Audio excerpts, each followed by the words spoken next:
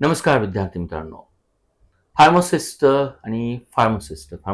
Community म्हटलं की आपण फायनल इयरला असूया, आपण थर्ड इयरला असू द्या, आपली तयारी चालू होते की मला फार्मसीमध्ये एक रिसर्च ओरिएंटेड व्हायचं आहे किंवा मला फार्मसीमध्ये कुठेतरी गव्हर्नमेंटला जायचं आहे. विद्यार्थी मित्रांनो, फार्मासिस्ट म्हटलं की आपल्याला नायपर जेई आठवतं. नायपर जेई प्रत्येकाचं एक स्वप्न असतं. जसं आपण इंजिनिअरिंगमध्ये IIT टॉपमोस्ट समजलं जातं. तसं फार्मसीमध्ये टॉपमोस्ट इन्स्टिट्यूशन कुठल्या आहे इंडियातल्या, तर आपल्याला नायपरचं नाव येतं. त्याचबरोबर नायपर जेईचं नाव येतं. आजचं जे काही पॉडकास्ट आहेत, आज आपण नायपर जेईच्या अंगेली जाणार आहोत. विद्यार्थी मित्रांनो, podcast inside with Pravin's positive way या चॅनलवर प्रथम मी तुमचं स्वागत करतो. आपल्या चॅनलचा उद्देश खूप जेन्युइन आहे. या पॉडकास्टमध्ये वेगवेगळ्या क्षेत्रातील लोक आपापला अनुभव शेअर करतात. ज्या अनुभवाच्या जीवावर, ज्या अनुभवाच्या अंगाने आपल्याला अपस्किल करता येतं, आपल्याला डायरेक्शन मिळते, काय करायला हवं, काय करायला नको हवं हे आपल्याला कळतं. या ठिकाणी नायपर जीची तयारी कशी करावी, केव्हा करावी, कुठली पुस्तकं वापरावी, मला वाटतं तो अनुभव देणारे त्या क्षेत्रातील तज्ज्ञ व्यक्तीच पाहिजे, ज्याने गेली 10-15 वर्ष पूर्णपणे मी म्हणेल की विद्यार्थ्यांशी समरसून प्रत्येक विद्यार्थ्यांच्या रक्तामध्ये नायपर जी जर क्रॅक करायची असेल तर एक राईट अप्रोच आणि राईट मी म्हणेल की त्यांना ट्रॅक देणं गरजेचं आहे. मला खूप आज अभिमान वाटतो podcast insight with Pravin's positive way या चॅनलला माझे सहकारी, माझे मित्र प्राध्यापक सचिनजी जाधव आहेत. मला वाटतं मी त्यांचा इंट्रोडक्शन करण्यापेक्षा तेच तुमचं इंट्रोडक्शन करतील. सर, सर्वात प्रथम तुमचं मी मनापासून स्वागत करतो. Yes sir, please sir. नमस्कार सर. नमस्कार विद्यार्थी मित्रांनो. मी Sachin Jadhav, founder fundamental pharmacy. 2008 मध्ये माझा डिप्लोमा फार्मसी झाला. त्यानंतर 2011 मध्ये बी फार्म पास आउट, म्हणजे बॅचलर ऑफ फार्मसी. आणि फर्स्ट टाइम जीपॅट क्वालिफाईड. आणि त्याच्याच बेसवरती आपण मास्टर्स माझं गव्हर्नमेंट कॉलेज ऑफ फार्मसी अमरावतीमधनं झालं. 2011 ला नायपर पण क्वालिफाय केलं होतं मी. नायपरला पण माझं राऊंड्स मध्ये सिलेक्शन झालेलं होतं मेडिकल डिव्हायसेस मध्ये. पण त्यावेळेस तो मेडिकल डिव्हायसेसचा ट्रेंड नसल्यामुळं आपण तिथं ते मेडिकल डिव्हायसेस केलं नाही. मग कोग्नसी मध्ये माझं मास्टर्स ऑफ फार्मसी झालेलं आहे. ठीक. आणि मागच्या 5 ते 6 वर्षापासून आपण मुलांना फार्मॅको कॉम्पिटेटिव्ह एक्झामसाठी गाईड करत आहोत. आणि खूप चांगले मुलं आपल्याकडे असतात आणि आपण त्यांना गाईड करतो आणि मोस्टली आपण सेल्फ स्टडी साठी गाईड करतो. Very good, very good. मित्रांनो, एक गोष्ट मला कळली असेल, सरांनी या छोट्याशा परिचयामध्ये सरांचा मेन मोटो म्हणूया, जो ऑनेस्टी आहे, की मुलांनी सेल्फ स्टडी करावी. नायपरची एक्झाम्स असेल आणि कदाचित सरांनी बोलता बोलता नायपर मेडिकल डिव्हाइससाठी त्यांचं सिलेक्शन झालं होतं. जे काही विद्यार्थी नवीन असेल त्यांना हे मेडिकल डिव्हाइस काय असतं, किंवा आजपर्यंत आपण फार्मसी म्हटलं की सुटिक्स आलं, कोलॉजी आलं, मेडिसिन केमिस्ट्री आलं, क्वालिटी ॲश्युरन्स आलं, मे बी नंबर ऑफ सुटिक्स किंवा क्वालिटी ॲश्युरन्स आलं. ही नवीन आपल्याला ट्रेंड वाटतं. पण मेडिकल डिव्हाइस हा एक नवीन ट्रेंड आपल्याला नायपरला दिसतो. आपण तिकडे तर जाऊया. सर्वात महत्वाचं सर, आज मुलांच्या मध्ये पहिली सुरुवात होते की जीपॅट आणि नायपर या दोघांच्या मध्ये पहिल्यांदा तुम्ही म्हणतो फरक त्यांच्याशी नमूद करूया. तो सगळ्यात बेस्ट राहील. नक्कीच सर. हा एक कॉमन प्रश्न असतो मुलांच्या मनातला, की जीपॅट आणि नायपर मध्ये डिफरन्स काय आहे किंवा फरक काय. तर जीपॅट जे आहे त्याच्यामध्ये दोन्ही पण जे एक्झाम्स आहेत ते मास्टर्स करण्यासाठीच आहेत. म्हणजे जीपॅट ऑल ओव्हर इंडियामध्ये ऍप्लिकेबल आहे एम फार्म साठी, म्हणजे मास्टर ऑफ फार्मसीसाठी. आणि नायपर मध्ये तुम्हाला एम फार्म ही डिग्री पण भेटते, MS ही डिग्री पण भेटते, MTech पण भेटतं आणि फार्मा MBA पण भेटतं. म्हणजे दोन्ही पण जे एक्झाम असतात ते मास्टर्स करण्यासाठी आहेत, है ना. आणि जर तुम्ही जीपॅट आणि नायपर थ्रू नायपरच्या कॉलेजेसमध्ये ऍडमिशन घेतले, तुम्हाला एक चांगल्या प्लेसमेंटची संधी भेटते, चांगल्या पॅकेजची नोकरी तुम्हाला भेटू शकते. ओके. आता ही सर नायपर आणि त्याच्या पुढे एक्झाम जर पाहिली तर थोडस JEE हे नाव लावलेलं असतं. तर हे IIT जेईचाच टर्म आहे का त्याच्यामध्ये काही वेगळेपणा, किंवा नायपरचा पर्पज काय, त्याला जेई नाव लावण्याचा पर्पज काय? तो बरोबर आहे, जसं सरांनी सांगितलं तर तो IITचाच त्याचं टर्म्स इन्क्लूड केलेले आहेत त्याच्यामध्ये. National institute of pharmaceutical sciences and research ही दरवर्षी एक्झाम घेतली जाते फॉर मास्टर्स. तर जेई म्हणजे जॉईंट एंट्रन्स एक्झामिनेशन. तर नायपर जेई फुल फॉर्म म्हणजे नायपर जेई म्हणजेच national institute of pharmaceutical sciences and research joint entrance examination. तर प्रत्येक वर्षी ही एक्झाम घेतली जाते आणि टोटल सीट्स जे असतात नायपरसाठी ते 1000 अराउंड 1000 असतात. To be exact 1150. 1150 सीट्स असतात. त्याच्यामध्ये नायपरचे एक 7 कॉलेजेस असतात. जसं नायपर मोहाली आहे पंजाबमध्ये, नायपर अहमदाबाद आहे, नायपर हैदराबाद आहे, नायपर गुवाहाटी आहे, नायपर रायबरेली आहे, नायपर हाजीपूर आहे आणि नायपर कोलकाता आहे. तर हे 7 इन्स्टिट्यूट आहे. नायपर म्हणजे काय की मुलांना जसं इंजिनिअरिंग मध्ये टॉप मोस्ट कॉलेजेस जे असतात कुठले असतात, तर ऑब्व्हियसली तुमच्या सगळ्यांच्या माइंडमध्ये येतं का IIT. एक्झॅक्टली. सो आपण असं समजू शकतो की फार्मसीमध्ये जर IIT लेवलचं एज्युकेशन घ्यायचं असेल किंवा IIT लेवलचे त्या कम्पॅरिझन मधले पॅकेजेस तुम्हाला घ्यायचे असेल तर त्या लेवलच्या इन्स्टिट्यूटमध्ये तुम्हाला ऍडमिशन घ्यावं लागेल आणि ते इन्स्टिट्यूट म्हणजेच नायपर आहेत. ठीक आहे. तिथं जाण्याचा मार्ग पण सोपा नसतो. खूप चांगली तयारी करावी लागते आणि एक तुम्हाला कन्सिस्टंटली अभ्यास करावा लागतो. Good good sir.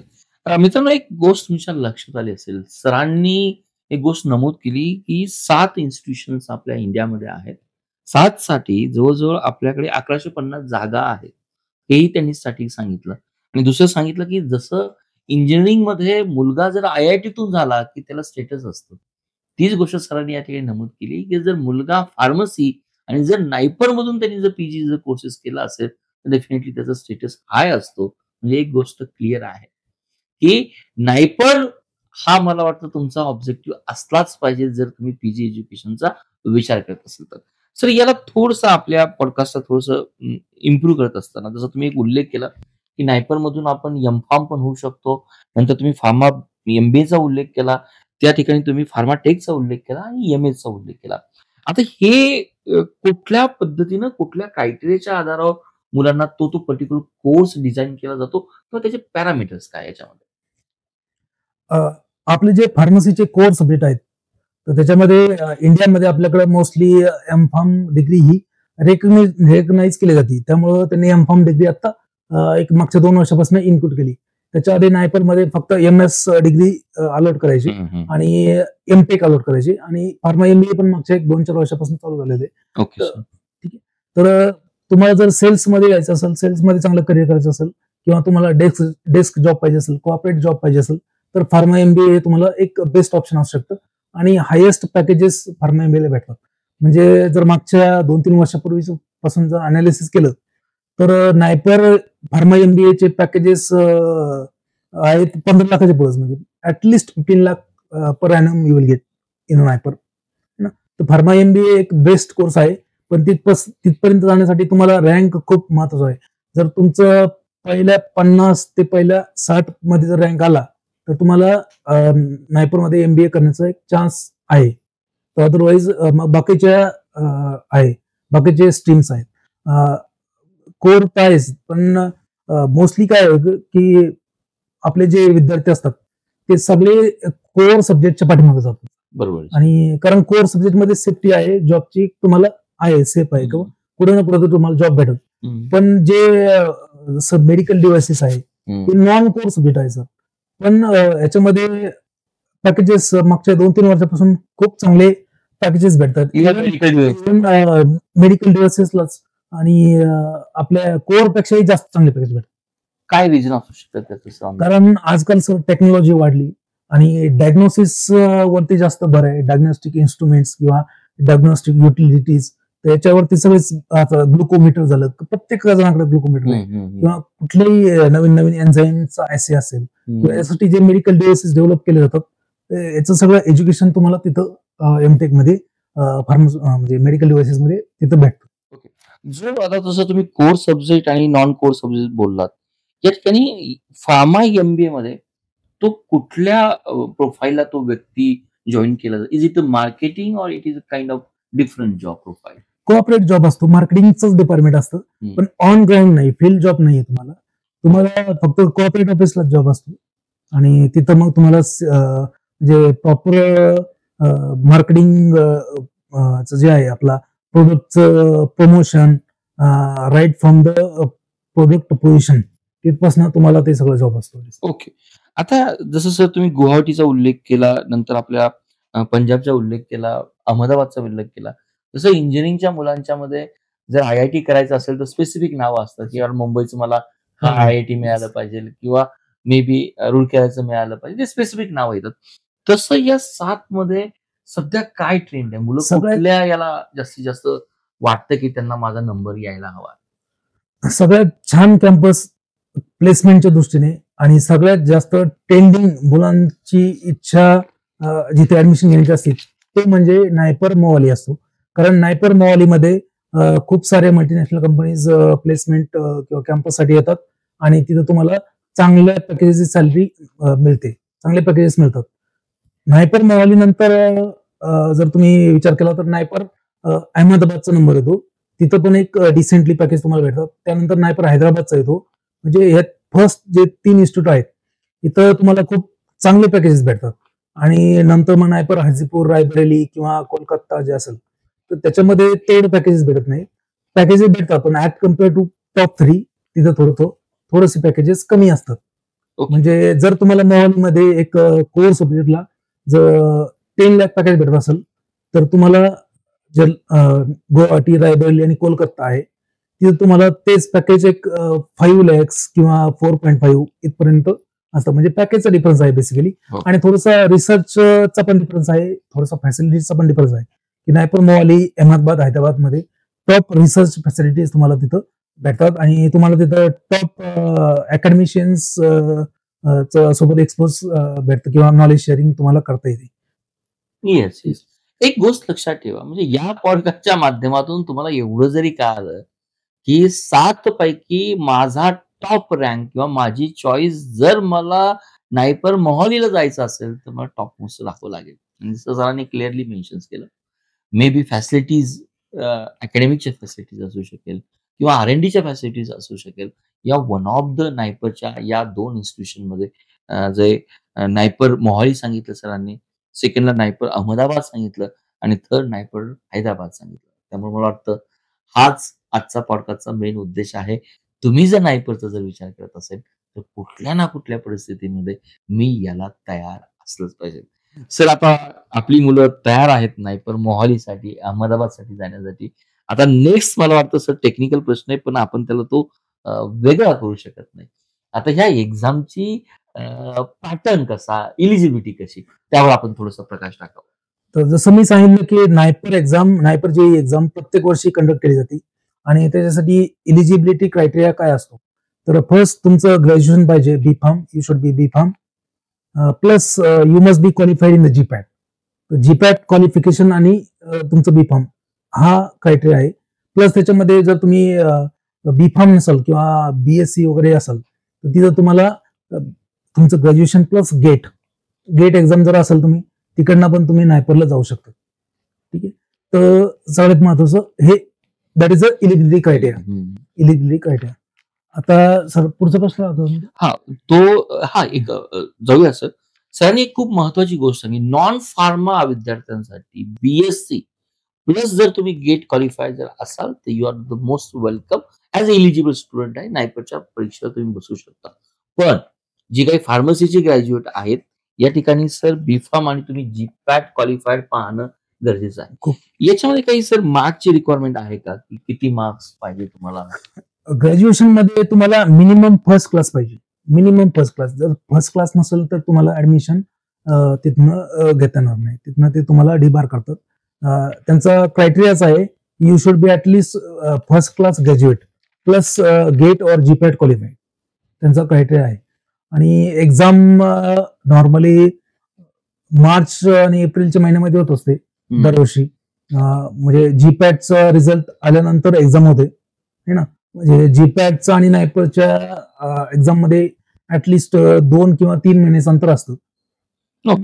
आता प्रिपरेशन कसं करायचं, म्हणजे नायपरचं प्रिपरेशन कसं करायचं आणि नायपरचा पॅटर्न काय असतो. भरपूर मुलांचं कन्फ्युजन असतं की जीपॅट आणि नायपर मध्ये डिफरन्स काय. GPAT is also one of the entrance test. Sniper is also one of the entrance test for masters. Both are for masters. मग जीपॅट मध्ये काय की यू हॅव 3 hours, 3 तासाचा वेळ आहे तुम्हाला. 125 क्वेश्चन असतात. प्रत्येक क्वेश्चनला 4 मार्क्स आणि निगेटिव्ह मार्किंग आहे 0.25%. म्हणजे एक क्वेश्चन तुमचा बरोबर आला जीपॅट मध्ये तर 4 मार्क्स आणि चुकला तर -1 मार्क. ठीक आहे, हे झालं जीपॅटचं. 3 hours timing, 125 questions plus 4 -1 negative marking. Right now. आता नायपर मध्ये काय आहे की नायपर मध्ये यू हॅव 200 क्वेश्चन, 200 क्वेश्चन असतात नायपर मध्ये. त्यातले जे 50 क्वेश्चन आहेत ते नॉन टेक्निकलचे असतात. म्हणजे तिथं मग तुमचं general knowledge, pharma current affair, reasoning आणि जनरल नॉलेज. तर ह्या सगळ्या गोष्टी असतात. रिझनिंग, मॅथमॅटिक्स, जनरल नॉलेज आणि ऍप्टिट्यूड. तर हे 50 क्वेश्चन्स नॉन टेक्निकल आहेत आणि 150 क्वेश्चन्स तुम्हाला टेक्निकल पार्टचे आहेत.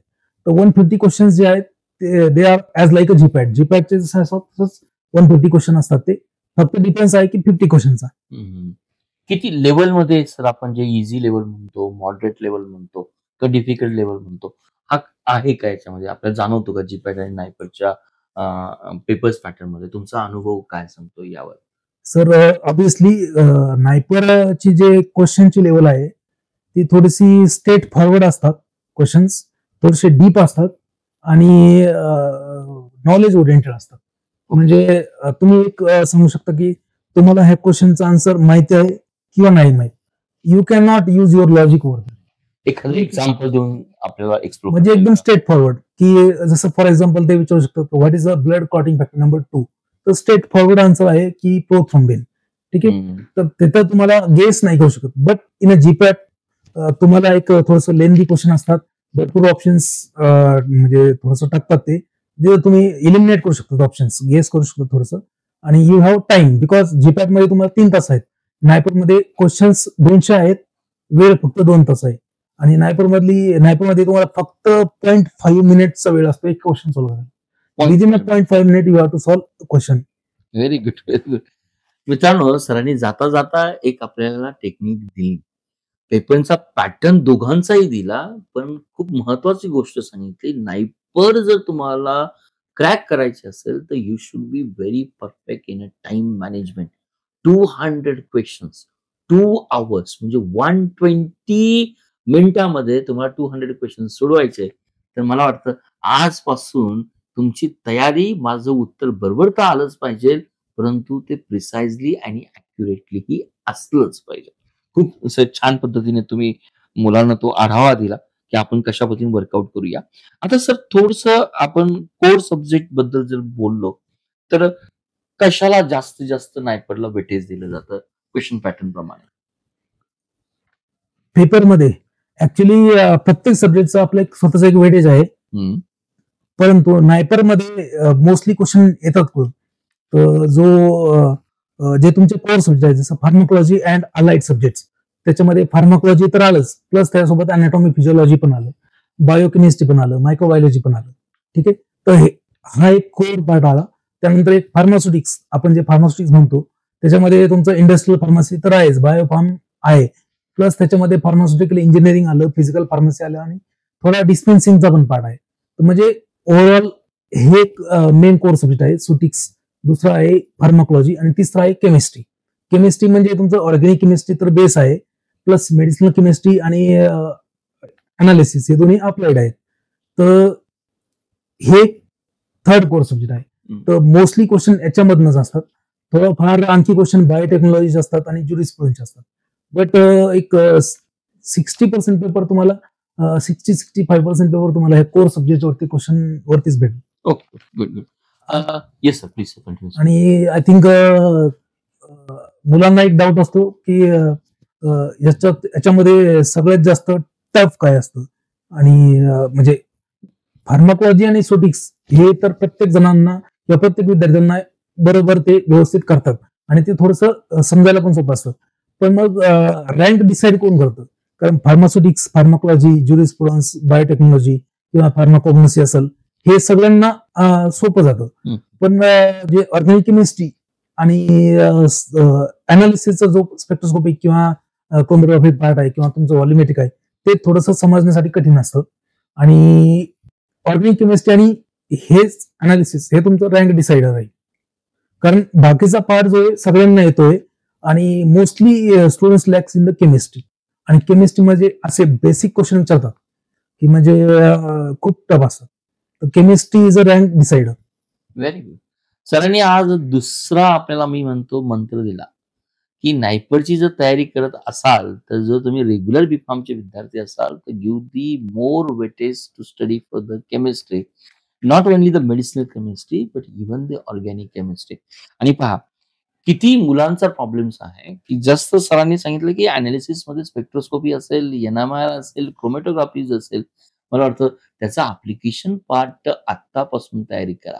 क्लिअरली सांगितलं की बाकीच्या मुलांना देखील सुटिक्स किंवा कोग्नसी असेल किंवा ज्युरिस्प्रुडन्स असेल किंवा बायोटेकचा पार्ट असेल कम्पॅरेटिव्ह तो इझी जातो. मग रँक डिसाइडर कोण? तसं मला तुम्ही क्लिअरली मेन्शन केलं की केमिस्ट्री हा तुमचा रँक डिसाइडर आहे. आणि मला वाटतं आजचा पॉडकास्ट तुम्हाला सांगतो की मित्रांनो जर नायपर जे क्रॅक करायचे असेल तर आतापासून नक्कीच केमिस्ट्रीची तुम्ही तयारी करा आणि त्या पद्धतीने तयारी करा. Yes sir please. प्रिपरेशन कसं करायचं म्हणजे भरपूर विद्यार्थ्यांना डाऊट्स असतात माइंडमध्ये की प्रिपरेशन कसं करायचं, की नायपरचं प्रिपरेशन सेपरेट करायचं का जीपॅटच्या एक्झाम सोबतच करायचं. तर प्रिपरेशन करताना जीपॅटच्या एक्झाम सोबतच करायचं असतं. आणि what is the ideal time to prepare for all this exam? The ideal time is nothing but at the end of second year or at the beginning of third year of your BPharm. That is the ideal time to start your preparation. Because at the end of second year तुमचं एक 50% syllabus झालेला असतो, 40%. Third year चालू झालंय तुम्हाला एक 60% syllabus झालेला आहे. So you can apply different strategies over there की आधी कुठलं वाचू किंवा इंटरडिपेंडंट काय असतं, बेसिक्स काय असतात, अप्लाइड काय असतात. जसं फॉर एक्झाम्पल जर if you want to understand pharmacology, तर फार्माकोलॉजी काय असतं की अप्लाइड सब्जेक्ट आहे आणि तो बेस्ड आहे आपल्या अनाटॉमी फिजिओलॉजी आणि बायोकेमिस्ट्री आणि मायक्रोबायोलॉजी. जर हे 3 सब्जेक्ट केले असतील म्हणजे तुम्हाला जर अनाटॉमी फिजिओलॉजी, बायोकेमिस्ट्री आणि मायक्रोबायोलॉजी क्लिअर आहेत तर ऑटोमॅटिकली तुम्हाला फार्माकोलॉजी समजायला खूप सोपं जातं आणि भरपूर गोष्टी तुम्हाला ऑटोमॅटिक तुम्हाला ते रिअलाइज होतात किंवा तुम्ही करू शकता. जसं फॉर एक्झाम्पल भरपूर जसं जीपॅट मध्ये पण आहे, नायपर मध्ये पण आहे की भरपूर क्वेश्चन्स क्लासिफिकेशन पार्ट जो असतो, क्लासिफिकेशन ऑफ ड्रग्स, त्याच्यामधनं क्वेश्चन येतात आणि मग मुलांना प्रश्न पडतो क्लासिफिकेशन एवढे महत्वाचं आहे तर मग आम्ही ते लक्षात कसं ठेवायचं, मग आम्ही त्यासाठी काय करायला पाहिजे. भरपूर असे कमेंट्स येतात मला किंवा मला डाऊट्स येतात किंवा क्युरीज येतात, sir how to remember the classification. आणि मी त्यांना एकच सांगतो की बाबा तुम्हाला क्लासिफिकेशन लक्षात ठेवायची गरज नाही. If you can classify the drug then there is no need to remember the classification.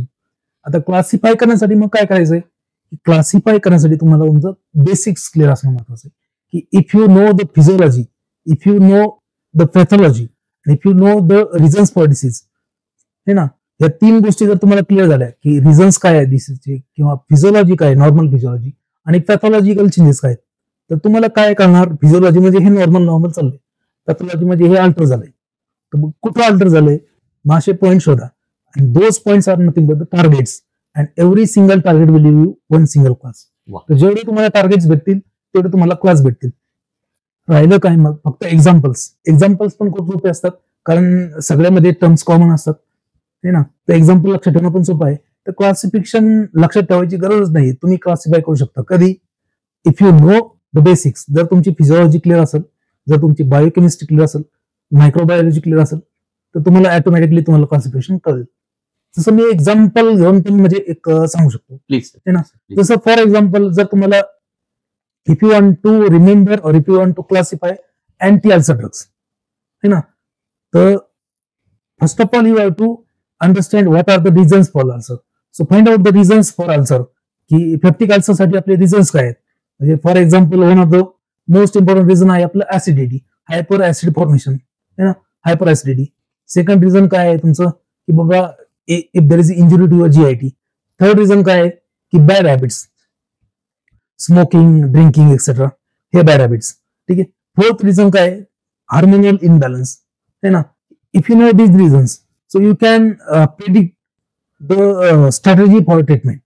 म्हणजे आता फॉर एक्झाम्पल तुम्हाला आर्सल झालाय, तर अल्सर झाला आहे पेप्टिक अल्सर, मग आपल्याला काय करता येईल त्याच्यामध्ये. तर सगळ्यात महत्वाचं काय आहे, आपण म्हणतो ना आता जे झालंय ते झालं, इथून पुढे त्याला वाढू द्यायचं नाही. बरोबर. मग तेच करायचं, अल्सर झालाय तर त्याला वाढू द्यायचं नाही. मग अल्सरसाठी मेन फॅक्टर कुठला आहे? ऍसिड. ऍसिड सोबत मी काय करू शकतात? तर पहिलं टर्म येतं जे 12th पास आहे त्याच्या पण लक्षात येईल की आपण न्यूट्रलाइज करू शकतो. You can neutralize the acid. मग कसं? By using antacid. तर तुमचा फर्स्ट क्लास आला है ना, अँटासिड. अँटासिड मध्ये मग 2 सब क्लासेस आहेत, सिस्टमिक, नॉन सिस्टमिक. आता एक्झाम्पल्स वगैरे मी घेत नाही कारण पॉडकास्ट खूप लांब होईल है ना. आता हे झाले अँटासिड्स. आता सेकंड, आता you have to move towards the physiology. Physiology समजून घ्या की फिजिओलॉजी मध्ये ऍसिड फॉर्मेशन कसं होतं, कुठले कुठले फॅक्टर्स आहेत की जे ऍसिडला प्रमोट करतात किंवा कुठले फॅक्टर्स आहेत का जे ऍसिडला इनिबिट करतात. म्हणजे जर तुम्ही फिजिओलॉजी पाहिली तर there are few factors. For example जसं तुमचं ऍस्टिल कोलिनर्जिक सिस्टीम, त्यानंतर तुमचं प्रोटॉन पंप आहे, त्यानंतर तुमचं हिस्टामाइन आहे ना. तर हे जे फॅक्टर्स आहेत हे ऍसिडला प्रमोट करतात. They will increase the acid formation. Somatostatin आहे, सॉरी तुमचं गॅस्ट्रिन आहे, गॅस्ट्रिन, ऍस्टिल कोलिन, त्यानंतर तुमचं प्रोटॉन पंप, तुमचं हिस्टामाइन, हे जे 4 फॅक्टर आहेत हे ऍसिड वाढवणारे आहेत है ना. आणि मग ऍसिड कमी करणारे पण फॅक्टर आहेत. कुठले आहेत? तर एक आहे सोमॅटोस्टॅटिन आणि एक आहे तुमचा प्रोस्टाग्लॅंडिन. मग आता आपल्याला काय करायचं? ऍसिड कमी करायचं कारण आपल्याला अल्सर आहे. तर ऍसिड कमी कसं करता येईल आपल्याला? तर जे फॅक्टर ऍसिड वाढवतात त्यांना आपल्याला ब्लॉक करायचंय है ना, आणि जे फॅक्टर ऍसिड कमी करतायचं त्यांना आपल्याला सपोर्ट करायचंय है ना. आपण म्हणतो ना दोस्त का दोस्त होता है, दोस्त का दोस्त होता है, दोस्त का दुश्मन अपना भी दुश्मन होता है. तर सेम फॉर्म्युला अप्लाय करायचा. मग तुम्हाला इथं किती क्लास येईल बघा. आता पहिला क्लास झाला आपला अँटासिड्स मेन क्लास, त्याच्यामध्ये 2 सब क्लास आहेत. दुसरा क्लास काय असणार आहे? अँटी सिक्रेटरी एजंट्स किंवा अँटी सिक्रेटरी एजंट्स. म्हणजेच काय की ते ऍसिड बंद होणार नाहीत. मग त्याच्यामध्ये आपल्याला टार्गेट किती भेटले? एक आहे प्रोटॉन पंप, एक आहे आपला हिस्टामाइन, एक आहे ऍस्टिल कोलिन, एक आहे सोमॅटोस्टॅटिन, एक आहे प्रोस्टाग्लॅंडिन आणि एक आहे गॅस्ट्रिन. हे टार्गेट झाले. आता ह्याच्यावरतीच आपल्याला 6 क्लास भेटतो है ना. एक गोष्ट माझ्या सरांनी उदाहरण मुद्दाम त्यांनी दिलं की जे काही क्लासिफिकेशन आपल्या एक्झामच्या दृष्टीने महत्वाचं आहे त्या क्लासिफिकेशन मध्ये टार्गेटवर जास्त लक्ष द्यायचं असेल तर तुम्हाला अगदी फर्स्ट इयर पासून जो काही ह्युमन अॅनाटॉमी आहे, फिजिओलॉजी आहे, बायोकेमिस्ट्री आहे, मायक्रोबायोलॉजी आहे त्या विषयाला देखील तेवढंच वेटेज द्यावं लागेल जेणेकरून आपल्या टार्गेट आपल्याला इझिली लक्षात येऊन जाते. सर खूप मला वाटतं मुलांना तुम्ही एक सिंपल उदाहरण देऊन सांगण्याचा प्रयत्न केला की तुम्ही कशा पद्धतीने याला करा. अजून एक जनरली सर तुमचा जो काही 15 वर्षाचा अनुभव आहे, नायपरची ज्यावेळेस विद्यार्थी तयारी करतात त्यावेळेस काय अडचणी विद्यार्थ्यांच्या असतात? जसं तुम्ही सांगितलं की टार्गेट एक अडचण असते. अजून तुम्हाला वाटतं की कुठल्या कुठल्या ठिकाणी मुलांना फेस करावं लागतं अभ्यासाची तयारी करताना? सगळ्यात महत्वाचं मुलांना तयारी करताना सगळ्यात एक आता तर थोडंसं कमी झालंय पण म्हणजे एक 2-4 वर्षापूर्वी महत्वाचं लॅकिंग होतं की गायडन्स. मुलांना गायडन्स भेटत नव्हता. आजकाल भरपूर प्लॅटफॉर्म्स अवेलेबल आहेत, भरपूर गाईड्स आहेत, तर गायडन्स वगैरे चांगला भेटतो.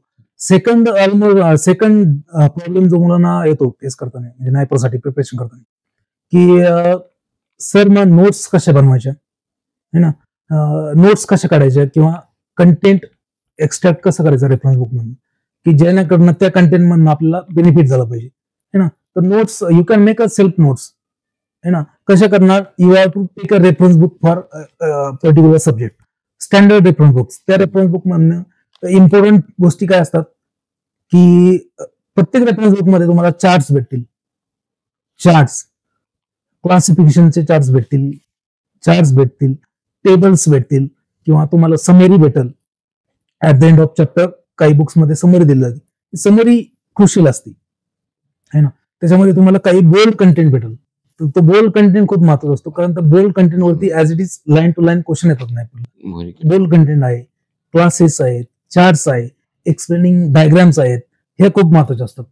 काही क्रुशियल डेफिनेशन्स असतात, काही इक्वेशन्स असतात है ना. प्रत्येक चॅप्टर मध्ये किंवा तुमच्या इक्वेशन आहेत काही ना काही किंवा कुठला लॉ आहे तो इक्वेशन काही व्हॅल्यूच्या तुम्हाला टेबल दिले असतात. जसं for example pre formulation chapter मध्ये भरपूर टेबल्स दिलेले असतात तुम्हाला प्रत्येक रेफरन्स बुक मध्ये. जसं है ना अँगल ऑफ रिपोज है ना. If angle of repose of powder is less than 20 what type of flow is there.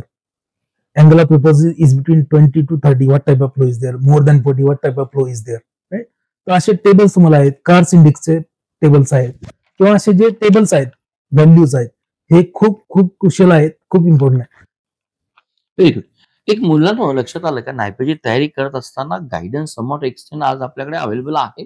May be online फॉर्ममध्ये असेल, ऑफलाईन फॉर्ममध्ये असेल, पण शेवटी गाईडन्सपेक्षा तुमच्या सेल्फ स्टडी आणि सेल्फ स्टडीसाठी सरांनी बुक सांगितली. त्यात सर्वात महत्त्वाचं जेनेरिक पद्धतीने त्यांनी हे सांगितलं, की जे काही बोर्ड आहे, जे काही डायग्राम मेन्शन्स केलेले आहेत किंवा ज्या ठिकाणी तुम्हाला वाटतं, की टेबल्स मेन्शन्स केलेले आहे, त्यावर तुमचं सर्वात महत्त्वाचं अटेन्शन राहिलं पाहिजे.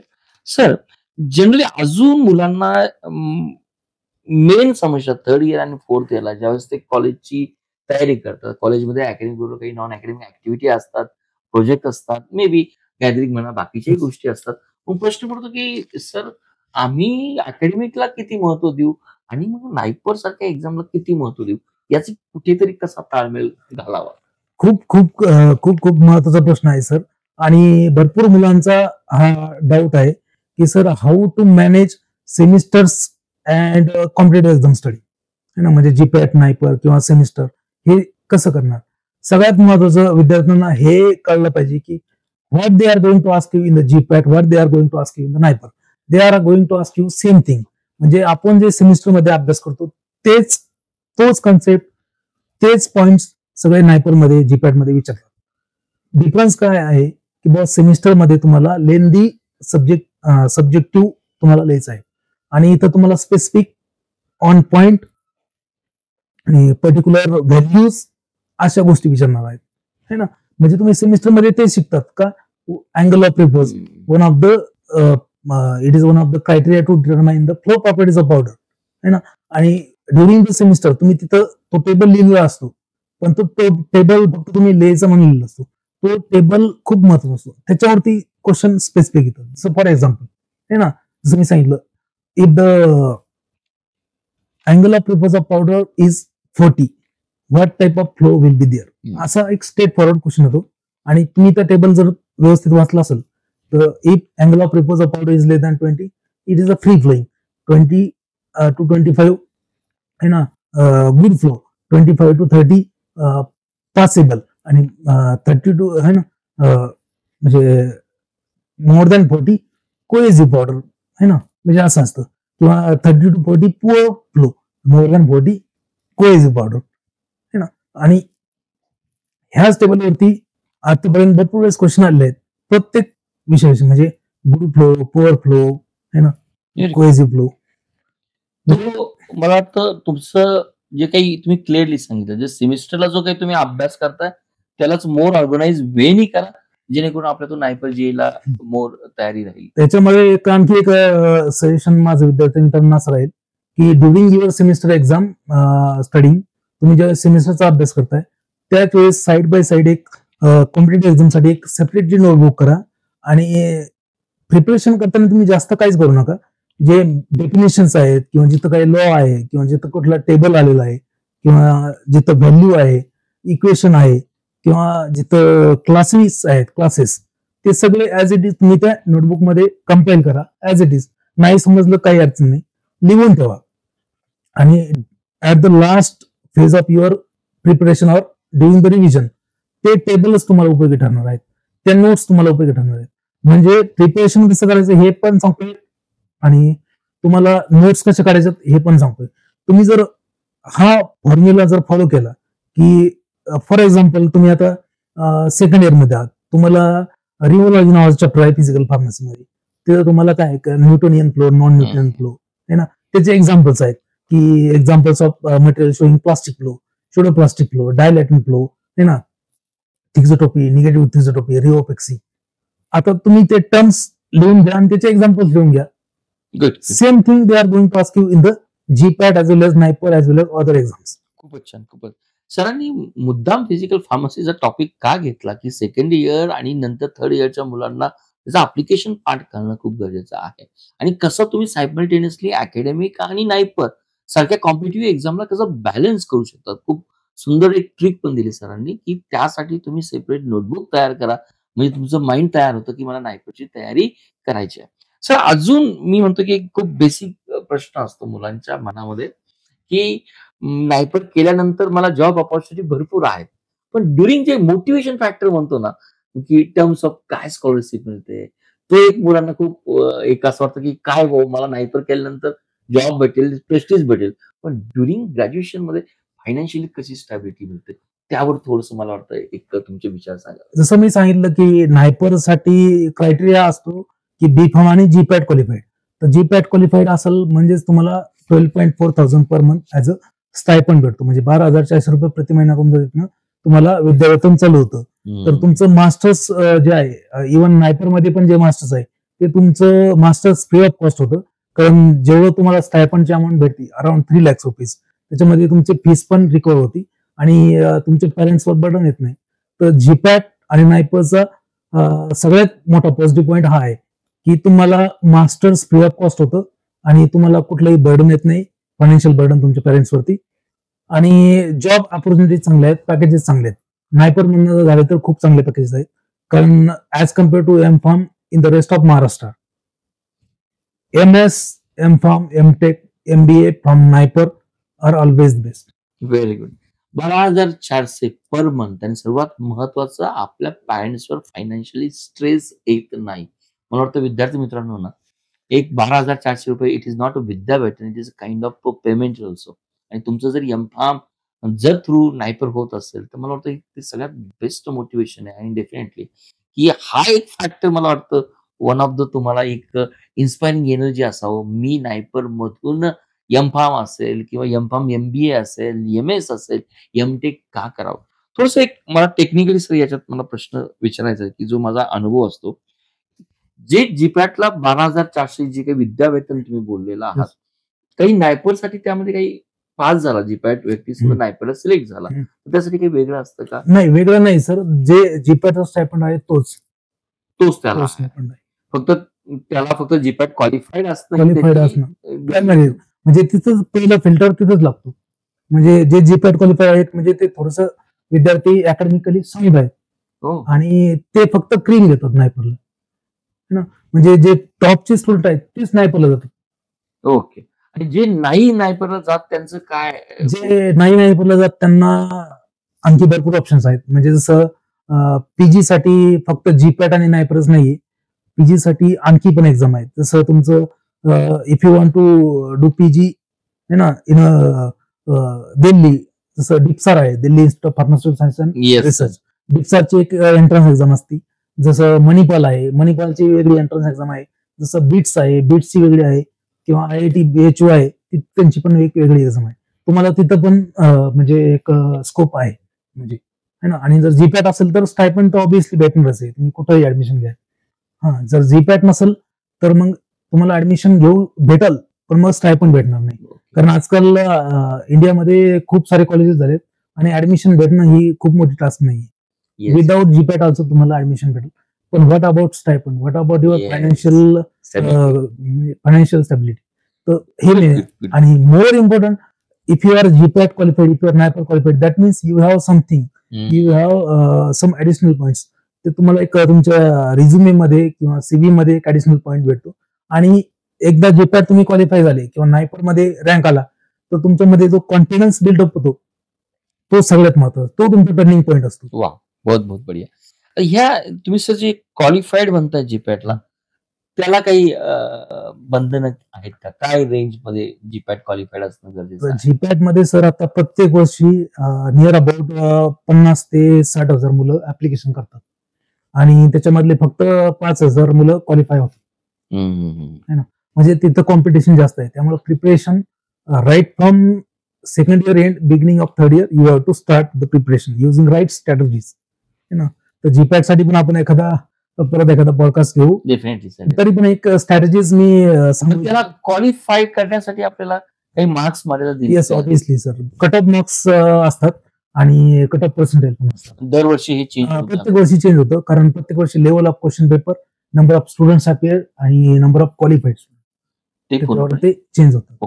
जसं फॉर एक्झाम्पल आता जीपॅट 2025 झाली तर ओपन जी कॅटेगरी आहे, ओपन साठी कट ऑफ मार्क्स होते 215, 215 मार्क्स कट ऑफ मार्क होते. आतापर्यंत सगळ्यात हायएस्ट कट ऑफ मार्क्स मागच्या वर्षी जीपॅट 25. दरवर्षी मार्क्स आपल्याला चेंज होऊन दरवर्षी. म्हणजे 2018-19 ला 137, 141 रिस्पेक्टिव्हली असे मार्क्स होते. 2021ला 186 होते, 2022ला अगेन 147 होते, 145, 147 असे कट ऑफ मार्क्स चेंज होत राहतात depending on the number of students आणि लेवल ऑफ क्वेश्चन पेपर. पण मात्र एक गोष्ट आहे की प्रत्येक वर्षी जीपॅटचा कट ऑफ वाढत चाललाय. याच्या मागे एक कारण असं आहे की everybody is getting awareness about the GPAT exam. प्रिपरेशनसाठी भरपूर प्लॅटफॉर्म्स अवेलेबल आहेत आणि भरपूर गाईड्स पण आहेत आणि क्लासेसचा पण मुलं विचार करतात. पण तुमचा रँक कुठल्याही क्लासेसवरती डिपेंड नसतो, तुमचा रँक तुमच्यावर डिपेंड नसतो. तुमचं डेडिकेशन किती आहे. क्लासेस आणि गाईड यांचा रोल फक्त 10%, म्हणजे माझं तर वैयक्तिक मत आहे की 10%. Your self study is going to decide your rank. एक सेकंड लास्ट क्वेश्चन सर आजच्या आपल्या पॉडकास्टच्या माध्यमातून मला तुम्हाला विचारायचं आहे. आणि सरांनी खूप क्लिअरली मेन्शन केलं की जे काही मीडियम्स आहे, क्लास असेल, ऑनलाईन असेल, ऑफलाईन असेल, त्यांचा रोल हा 10% असतो, रिमेनिंग रोल हा तुमचाच असतो. तरी देखील सर या ठिकाणी जो काही तुम्ही रिमेनिंग रोल बोलतात, काय रिसोर्स मटेरियल मुलांनी वापरावेत, कुठली असावेत, तुमचं रिकमेंडेशन काय सर याच्यामध्ये? जसं मी सांगितलं की you can make your on notes. एक तर पहिला ऑप्शन आहे, त्याच्यामध्ये काय आहे की तुम्हाला थोडस एफर्ट्स द्यावं लागतील, तुम्हाला थोडासा त्रास होईल, पण तुम्हाला त्याच्यामध्ये बेनिफिट खूप जास्त होतील.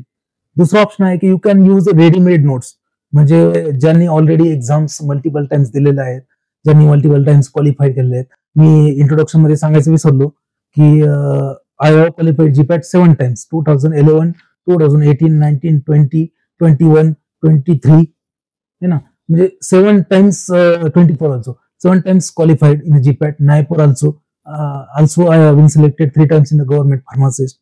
तर माझा जो एक्सपिरियन्स आहे किंवा मला जे समजलंय की काय महत्वाचं आहे काय नाही, किंवा माझा जे अनुभव आलेत ते मी कंपाईल केलेत. सरांनी जे बुक आहे माझं, 3 बुक्स कंपाईल केलेले आहेत मी. त्याच्यामध्ये तुम्हाला ते सगळं एक्सपिरियन्स मी प्युअर केलेला आहे. सगळे रेफरन्स बुक मधनं, स्टँडर्ड रेफरन्स बुक मधनं कंटेंट एक्स्ट्रॅक्ट केलेलं आहे, एक ऑर्गनाइज केलेलं आहे, जेणेकरून तुम्हाला तुमचा वेळ वाचावा. तुमचा वेळ वाचण्यासाठी मिनिमम वेळेमध्ये तुम्ही एक क्वालिफाय करून एक डिसेंट रँक कसा आणणार, तर हे डिसाईड करण्यासाठी असे बुक्स आहेत है ना. म्हणजे एक fundamentals of GPAT, NIPER DI pharmacist volume 1 आणि जीपॅट गुरु है ना. आणि हे 2 बुक्स तुम्ही जर वाचले तर तुमचं रँक डेफिनेटली अश्योर होऊ शकतो. Very good sir. सरांची 2 बुक आहेत, जसं सरांनीच आपल्याला कल्पना दिली आणि खूप छान मला दिसतात. एक जीपॅट गुरु म्हणून आहे, जीपॅट नायपर आणि DI फार्मसिस्ट साठी, आणि त्याचा जो काही एक्सटेन्सिव्ह जो काही पार्ट माझ्या हातात आहे, जो फंडामेंटल ऑफ जीपॅट आहे. जरूर वन ऑफ दी, जसं सरांनी मेन्शन केलंय की संपूर्ण स्टँडर्ड पुस्तक वापरून एक नायपरच्या अँगलनी तुम्हाला तयारी करणं हा या बुकचा उद्देश आहे. Really sir, it is one of the best book आहेत. मी स्वतः मुलांना हे रिकमेंडेशन. रिझल्ट पण खूप चांगले आहेत. मागच्या 5 वर्षापासून ऑल ओव्हर इंडियामध्ये बुक्स मुलांकडून ऑर्डर केले जातात. इव्हन व्हेरियस फार्मा कॉलेजेस मध्ये, लायब्ररीमध्ये पण ऑर्डर केले जातात आणि आहेत. रिस्पॉन्स चांगला आहे, रिझल्ट चांगला आहे. बुक मध्ये कुठेही असं ग्लोरीफाय काही केलेलं नाही. Book totally black and white आहे, नो सिंगल कलर है ना, म्हणजे असे काही कलर नाहीये किंवा खूप साऱ्या डायग्राम्स पण नाहीत. But whatever content is there, that is very crucial content and useful content for exam. Very good. जरी या आजच्या पॉडकास्टच्या डिस्क्रिप्शन मध्ये सरांचा एक नंबर मी मेन्शन करणार आहे, बुकची लिंक देणार आहे, जरूर ती पहा. कारण काय असतं विद्यार्थी मित्रांनो, नायपर हे जर तुमचं स्वप्न जर असेल, IIT JEE सारखं तसं नायपर JEE जर असेल ना, तर आपल्याला राईट रिसोर्स असणंच गरजेचं आहे. आणि आजच्या या ऑनलाईन जमान्यामध्ये काही गोष्टी आपल्याला ऑफलाईन प्रिफर कराव्या लागतात, हे तुम्हालाही माहित आहे आणि मलाही माहित आहे. सर, आजच्या या पॉडकास्टचा शेवटचा क्वेश्चन मला वाटतं तो सर्वात महत्वाचा असेल, की जे काही उभरती कलाकार आहे, नायपर JEEचं जे काही स्वप्न पाहतात, त्यांना तुम्ही काय सल्ला द्याल, कशी तुम्ही तयारी करणं गरजेचं आहे? त्यांना माझा एकच सल्ला असणार सर, की 3rd इयर पासूनच तुम्ही डिसाईड करा की you have to do masters in the NIPER. आणि एकदा का तुम्ही डिसाईड केलं, एकदा का तुम्ही टार्गेट फिक्स केलं की तुम्हाला थोडस त्याच्यामध्ये तुमचं हार्डवर्क पूर्ण करणं आहे. यू हॅव टू पोर युअर हार्डवर्क. आणि असं नाही की फक्त 1 किंवा 2 वेळेस, यू हॅव टू पोर युअर हार्डवर्क कन्सिस्टंटली. तर कन्सिस्टंटली पोर करा आणि प्रिपरेशन फक्त प्रिपरेशन करूनच भागणार नाहीये. म्हणजे प्रिपरेशन झाले, पण सेल्फ इव्हॅल्युएशन हे पण खूप महत्वाचं आहे. तर how you can self evaluate whether you have prepared for the exam or not. So for that you have practice test, mock test. जे मॉक टेस्ट वगैरे असतात की सेम पॅटर्नच्या सेम लेवलचे क्वेश्चन्स स्वतःला इव्हॅल्युएट करण्यासाठी तुम्ही मॉक टेस्ट वगैरे पण देऊ शकता. बट मॉक टेस्ट किंवा प्रॅक्टिस टेस्ट किंवा टेस्ट सिरीज हा जो पार्ट आहे हा तुमचा प्रिपरेशनचा सगळ्यात शेवटचा टप्पा आहे. कारण आपण एक सिंपल फिलॉसॉफी आहे की आपण एक्झाम कधी देतो, म्हणजे आपली एक्झाम होती कधी किंवा आपण एक्झाम कधी देतो. आधी आपलं सगळं सिलेबस झालेला असतो, शिकून झालेला असतो, नंतर तुमची एक्झाम होती है ना. तर तिथं तसं आहे, तर इथं पण तेच आहे की you have to prepare first and then you have to practice. Without preparation practice कसं करणार ना. मग आजकाल मुलांचं म्हणजे भरपूर मुलांचं मला क्युरियस येतात, सर मी सेकंड इयर मध्ये आहे, सर फर्स्ट इयर मध्ये आहे किंवा थर्ड इयर मध्ये, मला मॉक टेस्ट लावायच्यात सर जीपॅटच्या किंवा नायपाच्या. म्हणजे आता तुम्ही फर्स्ट इयर मध्ये आहात, तुम्हाला सिलेबस काही झालेलं नाही, तुम्ही मॉक टेस्ट देऊन करणार काय. तुमचं प्रायमाफेशी पर्पज काय असला पाहिजे की you have to prepare first, आणि प्रिपरेशन किती लेवलचं झालंय हे अनालिसिस करण्यासाठी मग तुम्ही मॉक टेस्ट वगैरे देऊ शकता. Very good. सरांनी अगदी मला प्रॅक्टिकल उदाहरण दिलं की यू प्रिपेअर फर्स्ट प्रायमा फेसिली, आणि नंतर तुम्ही तुमचं इव्हॅल्युएट करा थ्रू मॉक टेस्टसाठी. आणि दिस इज अ व्हेरी, मला वाटतं one of the best trick असेल, स्ट्रॅटेजी असेल की नायपर जी सारख्या एक्झाम क्रॅक करण्याची. सर ऑलमोस्ट मला वाटतं आपण गेली 1 तास या पॉडकास्टच्या माध्यमातून आहोत. तुम्ही सर्व विषयांना आढावा घेतला, नायपर का करावी, कशी करावी. आणि विद्यार्थी मित्रांनो, मला निश्चित खात्री आहे हा तुम्ही पॉडकास्ट एन्जॉय केला असेल. सर तुम्ही या पॉडकास्टमध्ये वेळ दिला, तुमचे विचार मांडलेत, आणि यंग फार्मसिस्ट मला वाटतं जरूर या नायपरकडे आणि नायपरच्या एक्झामकडे एका वेगळ्या अंदाजाने पाहतील आणि तयारी करतील. पुन्हा एकदा मी तुमचं या माध्यमातून आभार आहे. तुम्ही इथे आलात आणि तुमचे विचार मांडले sir. Thank you very much sir. पण मला आणखी एक पॉइंट सांगायचं असं वाटतो की नायपरमध्ये मोस्ट ऑफ द स्टुडंट्स जे आहेत पीजी करणारे ते कुठले आहेत, म्हणजे if you compare all over India, so 85% students they belongs to Maharashtra state only. कारण महाराष्ट्रामध्ये एक क्वालिटी टीचिंग होते. महाराष्ट्रातले मुलं होतकरू आहेत, गरीब घरचे आहेत, आणि गरीब घरचेच मुलं मेहनत करू शकतात, म्हणजे जास्त मेहनत करण्याची त्यांना सवय असते. त्यामुळे काय की मोस्ट ऑफ द नायपर मध्ये आपल्या महाराष्ट्राची मुलं आहेत, आणि तिथे गेल्यानंतर तुमची लाईफ चेंजिंग होती. वा. आणि दुसरा एक प्रॉब्लेम जे महाराष्ट्रातले मुलं फेस करतात ते आहे की नायपर पर्यंत एक्झाम देणार, तुम्ही एक्झाम प्रिपेअर करणार, क्वालिफाय होणार, रँक आणणार आणि ऍडमिशन भेटणार, पण खरी स्ट्रगल ऍडमिशन घेतल्यानंतर चालू होती. कारण काय की ऍडमिशन घेतल्यानंतर मग तिथं तुम्हाला कळतं की बाकीच्या जे तुमचे सर्कल आहे किंवा बाकीचे जे एन्व्हायरमेंट आहे त्यांची पर्सनॅलिटी कशी आहे, त्यांची English speaking, English fluency, personality आणि तुमचं कम्युनिकेशन स्किल, मग इथं लॅकिंग पडतात मुलं. आणि नायपर मधले फक्त डिग्री घेऊन उपयोग नाहीये, तुमची तिथं कम्युनिकेशन स्किल आणि पर्सनॅलिटी हे तुमचं पॅकेज डिसाईड करणार आहे. जर तोच मुलगा MS झालाय, MS फार्मास्युटिक्स मध्ये किंवा MTech in the pharmaceutical technology, त्याला 6 लाखाचं पॅकेज भेटले, आणि त्याचाच मित्र तो पण एमटेक फार्मास्युटिकल टेक्नॉलॉजी आहे, त्याला 12 लाखाचं पॅकेज भेटलं. डिफरन्स काय? त्यांनी पण तो अभ्यास केला, त्यांनी पण तीच डिग्री घेतली. फरक हा आहे की तुमची पर्सनॅलिटी कशी आहे, कम्युनिकेशन स्किल कशी आहेत, तर त्याच्यावर तुमचा पॅकेज डिसाईड करतो. धन्यवाद सर, तुम्ही मला बोलावलं. आणि डॉक्टर प्रवीण बुगे सरांचं एक 10 वर्षापासून तरी मी नाव ऐकतोय सर. ऑनलाईन प्लॅटफॉर्मच्या माध्यमातून, पॉडकास्टच्या माध्यमातून किंवा युट्यूबच्या माध्यमातून सरांचं ऍप्लिकेशन पण आहे. सर विविध फार्मा फील्ड मधले जे आपले एक्सपर्ट असतात त्यांना ते इन्व्हाइट करतात आणि पॉडकास्ट करतात आणि मुलांना हेल्प करतात. आणि सरांचं पण नॉन टेक्निकल मध्ये खूप चांगला हँड आहे. सरांचं ऍप्लिकेशन आहे, जसं फार्मासिस्ट साठी टेक्निकल, नॉन टेक्निकल. तर नॉन टेक्निकल मध्ये जे आहे reasoning, mathematics, aptitude, general knowledge, सरांचे पण बॅचेस वगैरे असतात. खूप सर नाव ऐकलं मी, आणि I am glad to be here. Thank you very much sir. Once again thank you. धन्यवाद सर. मला वाटतं सरांनी माझे काही नॉन फॉर्म आहे ज्या काही आम्ही आमच्या माध्यमातून कंटिन्यू करत असतो, जसं सरांनी उल्लेख केला, लॉजिकल रिझनिंग असेल, त्या ठिकाणी मराठी लँग्वेज असेल, त्याचबरोबर क्वांटिटी ॲप्टिट्यूड असेल, जनरल नॉलेज असेल, हा तुम्ही नायपरचा प्रश्न पहिला सरांनीच उल्लेख करून दिला, की 150 आणि 50 क्वेश्चन असणार आहे आणि डेफिनेटली 50 क्वेशन्स देखील तुम्हाला रँकला येस किंवा नो यालाही डिसाईड केले जातं. You are the most welcome. माझाही नंबर या पॉडकास्टच्या डिस्क्रिप्शनमध्ये असेल. परंतु आज आपला तो उद्देश नाहीये. आज आपला उद्देश केवळ आमच्या प्रॉडक्टची मार्केटिंग करणं नाहीये. आज आमचा उद्देश सरांनी खूप क्लिअरली शेवटी सांगितला, की महाराष्ट्रातील मुलं ही गरीब घरची आहेत. गरीब घरची इन द सेन्स की होतकरू मुलं आहेत. पण होतकरू मुलं असताना सर्व नायपरमध्ये आपली मुलं दिसून येतात. पण आपली मुलं कमी कुठे पडतात? पर्सेंटेजमध्ये कमी पडतात. आपली मुलं कमी कुठे पडतात? आपल्या कम्युनिकेशनमध्ये कमी पडतात. मला वाटतं ती जर गोष्ट आपण जर ओव्हरकम जर केली तर डेफिनेटली नायपरमध्ये आपण वेगळ्या अँगलनी असू, पॅकेज देखील आपल्या अँगलनी असेल. हा एक वन ऑफ द मी म्हणेल की one of the best podcast होता, जो मलाही इन्स्पायरिंग होता. Podcast inside with Praveen positive way या पॉडकास्टमध्ये तुम्ही आहात. जरूर वेगवेगळी मी म्हणेल की तज्ञ लोक येतात, आपले अनुभव शेअर करतात. त्या अनुभवानं मी देखील समजतो, मीही समृद्ध होतो आणि त्यांचे विचार मला या ठिकाणी आपल्यापर्यंत पोहोचवण्याची मला संधी मिळते. आजच्या माध्यमातून सचिन सर या ठिकाणी पॉडकास्टमध्ये आले आणि जो काही त्यांचा अनुभव होता 15 वर्षाचा, मुलांना काय रिकमेंडेड करायचं, कसं करायचं आणि उदाहरणाच्या सहाय्याने त्यांनी तो नमूद केला. मला वाटतं हे एक प्रॅक्टिकल वे होता मुलांनी अभ्यास करायचा. डेफिनेटली जरूर आपण नेक्स्ट पॉडकास्ट पर्यंत याच एनर्जीनं काम करा, याच डिटर्मिनेशननं काम करा.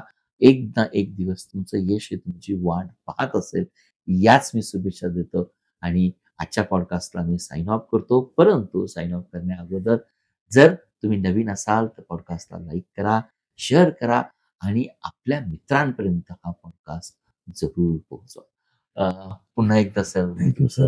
आभार मानतो या चॅनलला आल्याबद्दल आणि डेफिनेटली आम्ही दोघंही आपल्या वतीनं आपल्या प्रेक्षकांचा आभार करूया आणि आजचा पॉडकास्ट या ठिकाणी संपला असं मी व्यक्त करतो. धन्यवाद विद्यार्थी.